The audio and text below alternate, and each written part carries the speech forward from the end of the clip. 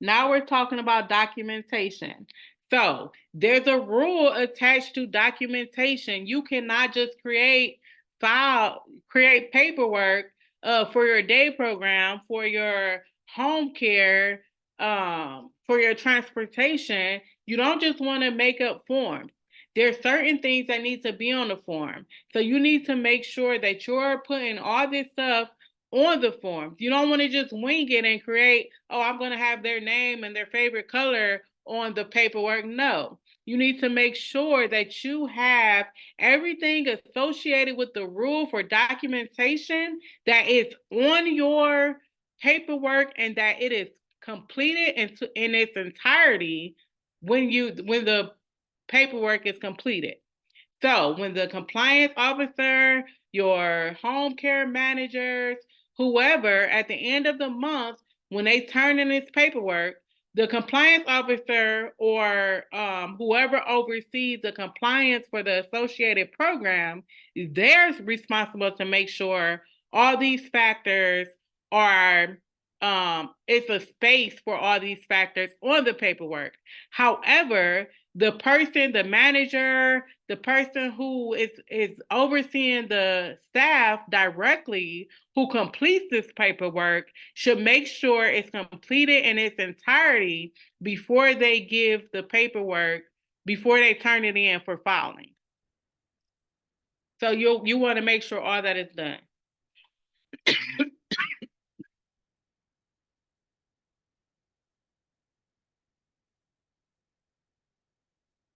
And it also talks about how long the documentation will be kept.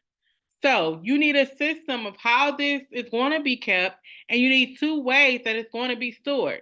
So it needs to be stored electronically, and it needs to be stored as a hard copy as well. And you need to have it for 6 years.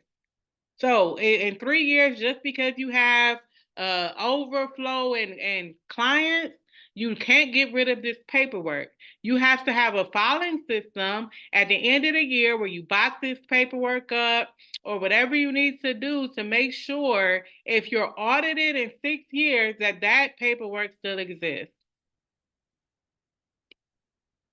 So develop a plan to carry this out for your specific agency.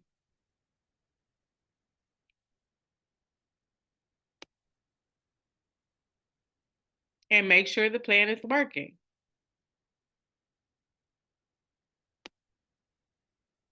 Medicaid billing. You need to make sure that you have a system in place to make sure that whoever is conducting the billing is submitting things correctly. They're not committing fraud and they're submitting the right services. They're submitting it under the right codes. You need a system in place to make sure that this is happening. And who oversees this process? Who oversees that this is happening? Who oversees that you have your spreadsheet with the billing codes, the different things that was indicated for your billing shows in your spreadsheet. So it shows that you weren't just winging it. It has the name of the individual, it has their Medicaid number, the date, the service that you delivered that was authorized, their budget, and the actual services delivered for each client. You can't just write it on a notebook paper just so you can complete the billing process. You have to have a spreadsheet. You have to have a spreadsheet showing that that person was actually there that day, that that service was actually delivered, and you have to have everything that's associated with that person to identify that that service was delivered to that person.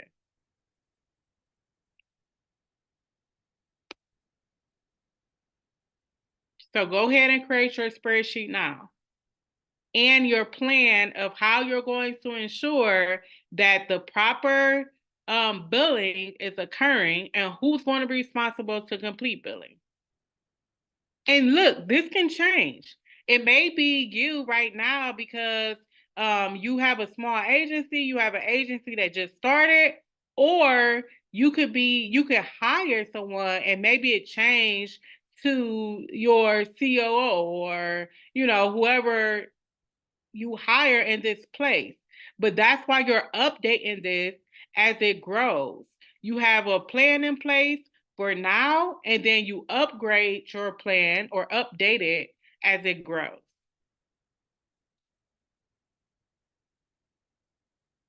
How are you going to train this individual on your billing system? What are they going to sign off on? All this needs to be developed now. And how are you going to ensure that they're delivering the correct services as well as referencing the correct services on a spreadsheet? And then make sure the program that you put in place still applies or if it needs to be improved. If you see that someone was billing in error, you show that you trained that person. You did a training on that person and they signed it. You updated their billing knowledge. You did a training with them. You showed them what was expected. You created a policy. Whatever you had to do, you have something to show you did it. And if you need to revise something, that you trained the people who need to know about it so that everybody's on the same page. Monitoring. So this here, we're talking about the day-to-day operations. Who's monitoring the day-to-day operations? Who would do what? The senior staff will conduct the monitoring. The compliance officer, as well as house managers and residential directors.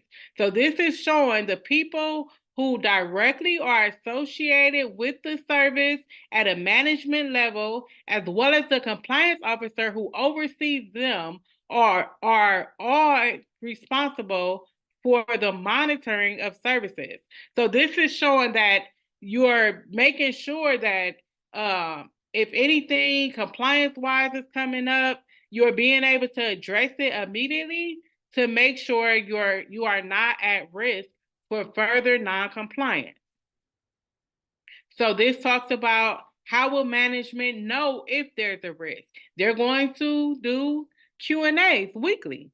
They're going to have audits, quality assurance audits that they'll conduct weekly where they're looking over the documentation, they're looking at the house to make sure that there's no rights restrictions, different things like that. It's happening on a regular basis, and they're completing a form. The form shows them what to look for, and the form shows the compliance officer that it was completed.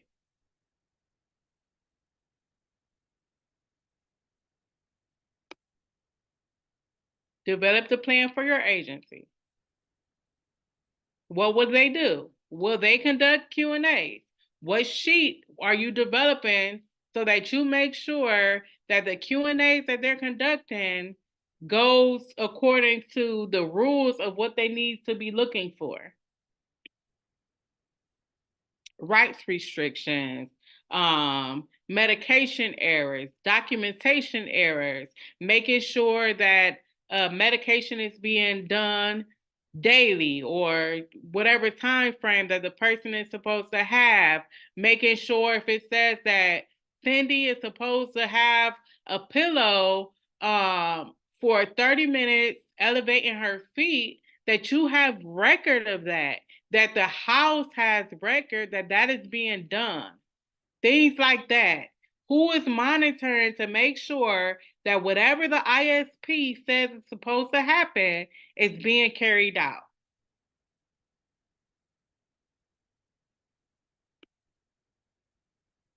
Go ahead and create your program to make sure that this is being done.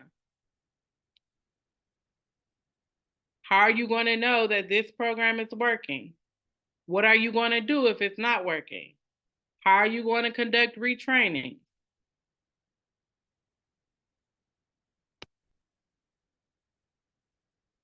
Auditing.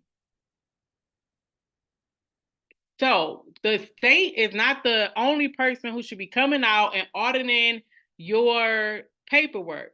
somebody at a high level, usually the compliance officer or the CEO, should be implementing audits as well.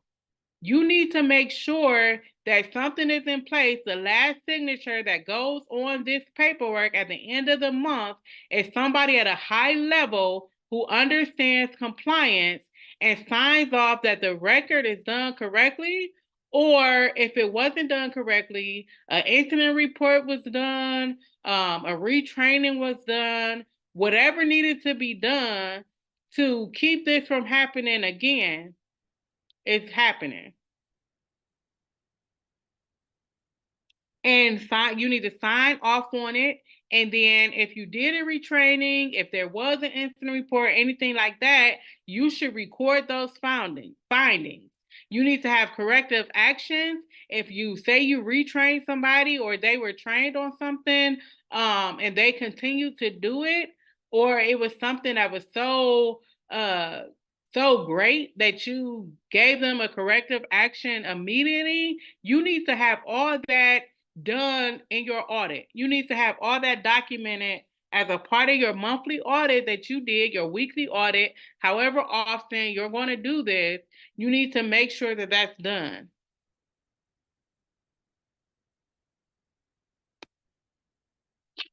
Go ahead and create your program of how this is going to be delivered.